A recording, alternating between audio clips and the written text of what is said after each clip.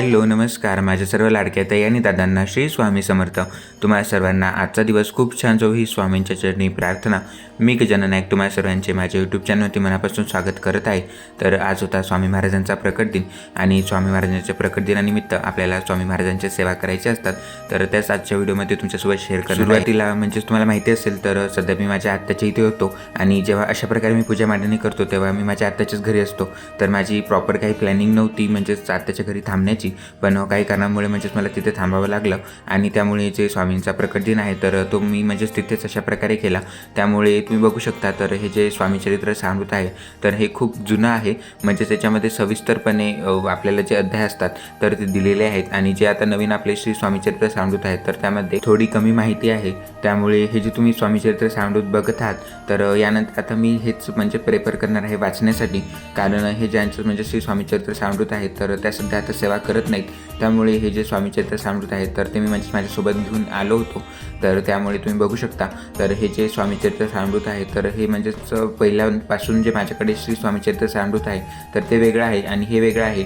ज्यांच्याकडे हे दोन्ही असतील सामृत तर त्यांना यातील फरक लवकर कळेल, कारण तुम्ही जेव्हा वाचलं असेल तर तेव्हा जे आपलं नवीन स्वामी चरित्र सामृत आहे तर ते वाचण्यासाठी आपल्याला 1 किंवा 1.5 घंटा लागतो, पण जेव्हा हे म्हणजे जे जुनं सारामृत आहे तर हे वाचण्यासाठी आपल्याला 2 किंवा 2.5 घंटे आपल्याला लागतातच, कारण त्यामध्ये संपूर्ण माहिती दिलेली आहे। आणि यानंतर सर्वात महत्त्वाचं म्हणजे महाराजांचा फोटो। तर तुम्ही बघत असाल तर महाराजांचा फोटो तर मी सोबत आणला नव्हता, कारण म्हणजेच मी माझ्या रूमवरती जाणार होतो ही सेवा करण्यासाठी, पण तुम्हाला सांगितलं की काही कारणामुळे मला थांबावं लागलं। त्यामुळे जी पारायणाची मांडणी होती तर ती तर आपण म्हणजेच महाराजांची फोटो किंवा आपल्याकडे मूर्ती असायलाच हवी। त्यामुळे तुम्ही बघत असाल तर जे आपलं नित्यसेवेचं पुस्तक आहे तर त्या पुस्तकावरील जो महाराजांचा फोटो आहे तर त्याची मी इथे प्रिंट काढून घेतली होती। त्याचबरोबर म्हणजे ते चिपकवण्यासाठी मी मागे देखील एका फोटोचा यूज केला होता, म्हणजे तो गजानन महाराजांचा जो फोटो होता तर त्या फोटोवरती मी हा जो फोटो आहे तर हा म्हणजेच तोपर्यंत मी चिटकवला होता। आणि पारायणाची मांडणी तर तुम्हाला माहीतच असेल तर एकदम म्हणजे साधी पूजा असते, जास्त काही आपल्याला पूजेमध्ये लागत नाही, फक्त महाराजांचा फोटो किंवा मूर्ती आणि श्री स्वामी चरित्र सामृत आणि कळस आणि गणपती बाप्पांचं स्वरूप म्हणून आपण सुपारी किंवा गणपती बाप्पांची मूर्ती देखील पूजेमध्ये ठेवू शकतो। तर तुम्ही बघू शकता सुरुवातीला जिथे आपल्याला पूजा करायची असते तर ती जागा आपण पहिल्यांदा स्वच्छ पुसून घ्यायची। तर मी पहिल्यांदा स्वच्छ पुसून घेतली, त्यानंतर तिथे मी खालती स्वास्तिक देखील काढून घेतलं। तुम्ही कुंकवाने स्वास्तिक काढू शकता किंवा तुम्ही रांगोळीने देखील स्वास्तिक काढू शकता, तुम्हाला जसं जमेल तर तुम्ही तसं स्वास्तिक तिथे काढा। तर मी इथे रांगोळीने स्वास्तिक काढून घेतलं, त्यानंतर आपल्याला त्या स्वास्तिकची देखील पूजा करायची असते। त्याच्यावर देखील आपल्याला हळदी कुंकू फूल अक्षदा व्हायच्या असतात आणि त्यानंतर त्याच्यावरती आपल्याला चौरंग किंवा पाट तुम्ही जे काही पूजेला घेणार असाल तर ते आपण त्याच्यावरती ठेवू शकतो। तर तुम्ही बघू शकता इथे मी चौरंगाचाच वापर केला होता आणि त्यानंतर आपण चौरंगावरती लाल कलरचे किंवा पिवळ्या कलरचे वस्त्र अंथरू शकतो। तर इथे मी लाल कलरच्या वस्त्राचा यूज केला होता। सर्वात पहिल्यांदा म्हणजे जेव्हा आपण पूजा मांडणीसाठी सुरुवात करतो तर पहिल्यांदा आपण दीप प्रज्वलित करून घ्यायचं। तर मी इथे दिवा तुम्ही बघत असाल तर हे कुबेर दिवे आहेत, तुम्हाला माहिती असतील तर यांना कुबेर दिवे असे म्हणतात। आपल्याला स्वामींच्या केंद्रामध्ये देखील हे आपल्याला इझिली अवेलेबल होऊन जातात, हे देखील आपल्या पूजेमध्ये खूप छान दिसतात। तर हे दिवे पहिल्यांदा मी इथे प्रज्वलित करून घेतले। सुरुवातीला मी थोड्याशा अक्षदा ठेवल्या, त्यावरती हा जो दिवा आहे तर तो मी ठेवला, दिवा प्रज्वलित करून घेतला। यानंतर दिव्याला देखील मी हळदी कुंकू लावून घेतलं। यानंतर जी पूजेची मांडणी होती तर तिला आपण आता सुरुवात करणार आहोत। तर सुरुवातीला मी जो महाराजांचा फोटो आहे तर तो मी इथे ठेवून घेतला, खालती मी थोड्याशा अक्षदा ठेवल्या, अक्षदावरती जो महाराजांचा फोटो आहे तर तो मी इथे ठेवून घेतला।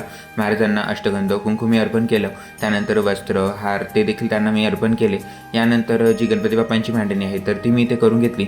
गणपती बाप्पांच्या मूर्तीवर पहिल्यांदा मी अभिषेक करून घेतला आणि जेव्हा आपण जे महाराजांची फोटो होता तर तेव्हा मी म्हणजे फोटो ठेवताना जे पुरुष सुक्त आहे तर याचं मी पठण केलं, कारण या दिवशी आपण जेवढी सेवा तेवढी चांगले फळ आपल्याला मिळतं। त्यामुळे जे महाराजांची सेवा होती तर ती देखील मी करून घेतली। त्याचबरोबर गणपती बाप्पांच्या मूर्तीवर जेव्हा मी अभिषेक केला तर तेव्हा ओम गण गण गणपते नमा ओम गण गण गणपते नमा या मंत्राचा जप करत करत मी गणपती बाप्पांच्या मूर्तीवर अभिषेक केला।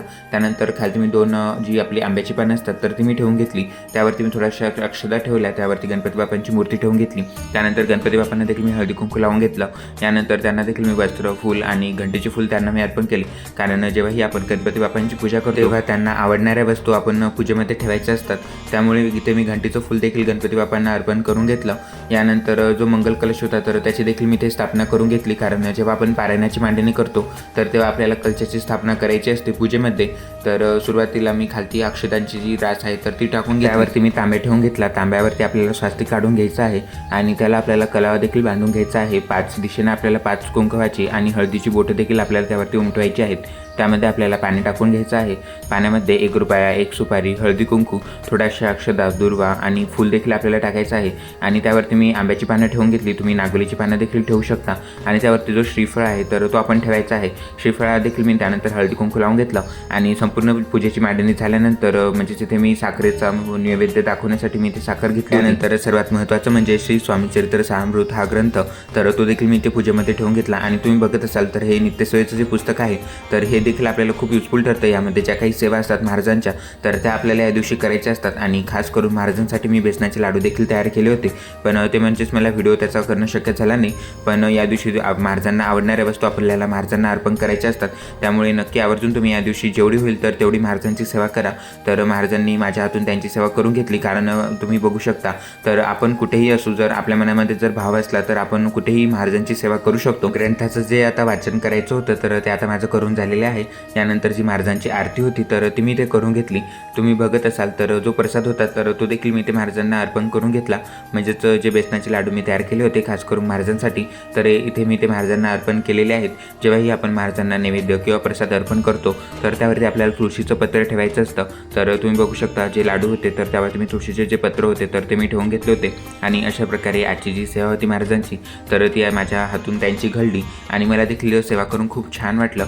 तुम्हाला मी केलेली पूजा किंवा मी केलेली सेवा कशी वाटली कमेंटमध्ये नक्की सांगा, जेणेकरून मला देखील एक आयडिया येऊन जाते की तुम्हाला देखील माझे व्हिडिओ आवडतात। तर अशा प्रकारे आजची जी सेवा होती तर ती महाराजांच्या चरणी रुजू करतो। तुम्हाला माझा आजचा व्हिडिओ कसा वाटला कमेंटमध्ये नक्की सांगा। व्हिडिओ आवडला असेल तर लाईक, शेअर आणि सबस्क्राईब करायला विसरू नका। भेटू अशाच नवनवीन माहितीपूर्ण व्हिडिओंसोबत, तोपर्यंत सर्वांना पुन्हा एकदा श्री स्वामी समर्थ आणि तुम्हा सर्वांना स्वामींच्या प्रकट दिनाच्या खूप खूप शुभेच्छा। श्री स्वामी समर्थ।